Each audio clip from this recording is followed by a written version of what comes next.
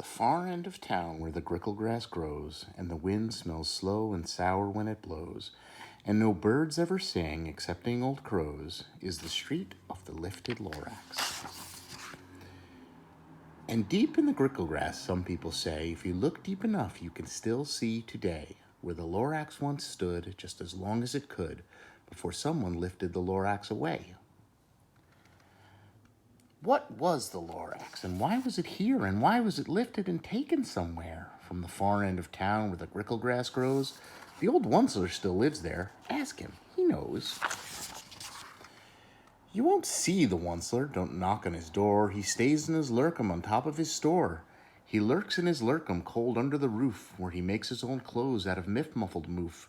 And on special dark midnights in August, he peeks out the shutters, and sometimes he speaks and tells how the Lorax was lifted away. He'll tell you, perhaps, if you're willing to pay. At the end of a rope, he lets down a tin pail, and you have to toss in 15 cents and a nail, and the shell of a great-great-grandfather's snail. Then he pulls up the pail, and he makes a most careful count to see if you've paid him the proper amount.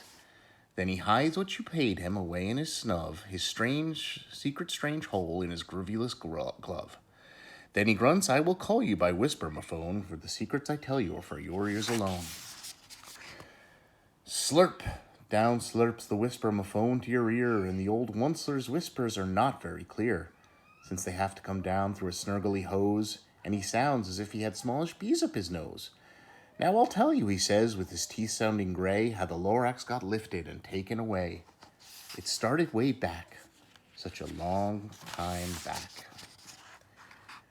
Way back when the grass was still green, and the pond was still wet, and the clouds were still clean, and the song of the swomy swans rang out in space, one morning I came to this glorious place, and I first saw the trees, the truffula trees, the bright-colored tufts of the truffula trees, mile after mile in the fresh morning breeze.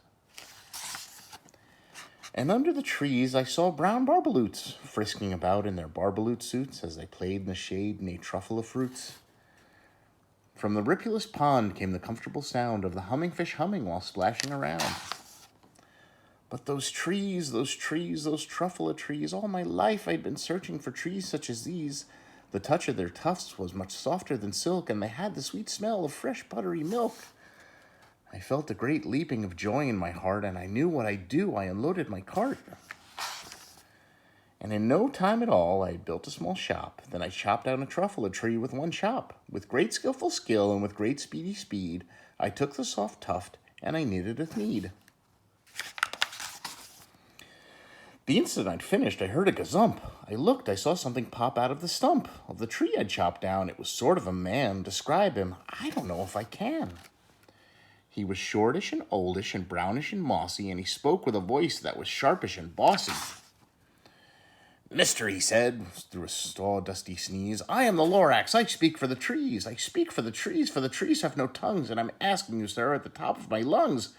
He was very upset as he shouted and puffed, What is that thing you've made out of my truffula tuft?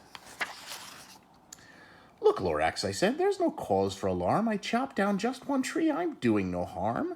I'm being quite useful. This thing is the thneed. A thneed is a fine something that all people need. It's a shirt, it's a sock, it's a glove, it's a hat, but it has other uses, yes, far beyond that. You can use it for carpets, for pillows, for sheets, for curtains, or covers for bicycle seats. The Lorax said, Sir, you are crazy with greed. There is no one on earth that would buy that full of need. But the very next minute I proved he was wrong, for just at that minute a chap came along, and he thought the thneed I'd knitted was great. He happily bought it for $3.98. I laughed at the Lorax, you poor stupid guy. You never can tell what some people will buy. I repeat, said the Lorax, I speak for the trees. I'm busy, I told him. Shut up, if you please. I rushed across the room and in no time at all built a radio phone and I put in a quick call. I called my brothers and uncles and aunts and said, Listen here, here's a wonderful chance for the whole Onceler family to get mighty rich. Get over here fast. Take the road to North Nitch. Turn left at Weehawk and sharp right at South Stitch. And in no time at all, in a factory I built, the whole Onceler family was working full tilt. We were all knitting thneeds just as busy as beads to the sound of the chopping of truffula trees. There, oh baby, oh, how my business did grow. Now chopping one tree at a time was too slow. So I quickly invented my super axe hacker, which whacked off 4 truffula trees in one smacker. We were making needs 4 times fast as before, and the Lorax, he didn't show up anymore. But the next week, he knocked on my new office door. He snapped, "I'm the Lorax who speaks for the trees, which you seem to be chopping down fast as you please. But I'm also in charge of the brown barbaloots, who played in the shade in their barbaloot suits and live happily ever, eating truffula fruits. Now, thanks to your hacking my trees to the ground, my poor barbaloots are all getting the crummies because they've got no food, just gas in their tummies. They love living here, but I can't let them stay. They have to find food, and I hope that they may. Good luck, boys," he cried as he sent them away. I, the oncer, felt sad as I watched them all go, but business is business, and business must grow, regardless of crummies and tummies, you know. I meant no harm, I most truly did not, but I had to grow bigger, so bigger I got. I biggered my factory, I biggered my roads, I biggered my wagons, I biggered the loads of the seeds that I shipped out. I was shipping them forth, to the south, to the east, to the west, to the north. I went right on biggering, selling more needs, and biggered my money, which everyone needs. Then he came back. I was fixing some pipes. That old nuisance Lorax came back with more gripes. "I am the Lorax," he coughed and he whiffed. He sneezed and he snuffled, he snargled, he sniffed.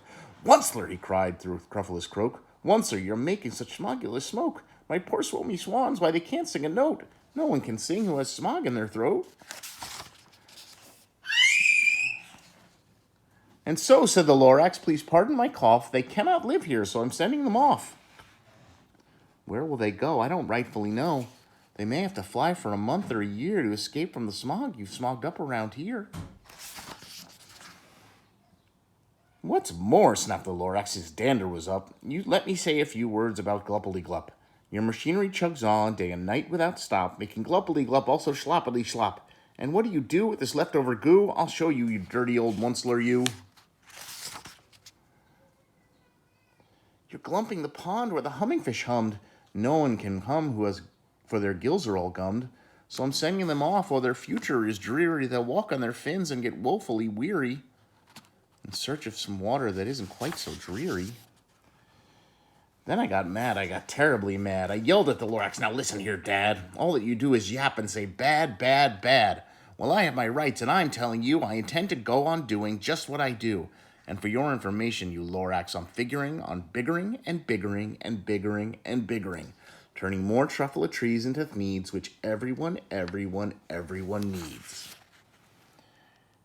And at that very moment, we heard a loud whack, for outside in the fields came a sickening smack of an axe on a tree.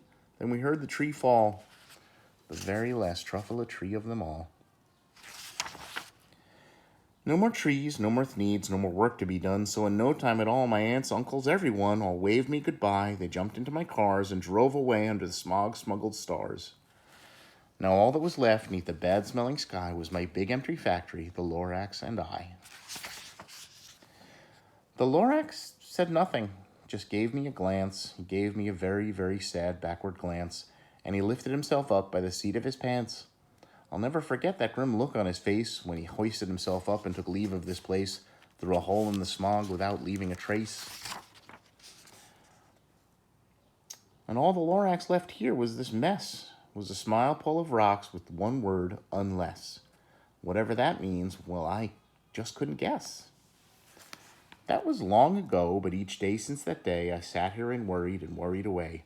Through the years, while my buildings have fallen apart, I've worried about it with all of my heart. But now, said the onceler, now that you're here, the word of the Lorax seems perfectly clear. Unless someone like you cares a whole lot, it's not going to get better. It's not. So catch, said the onceler, he let something small. It's a truffula tree, the last seed, the last one of them all. You're in charge of the last of the truffula seeds. And the truffula trees are what everyone needs.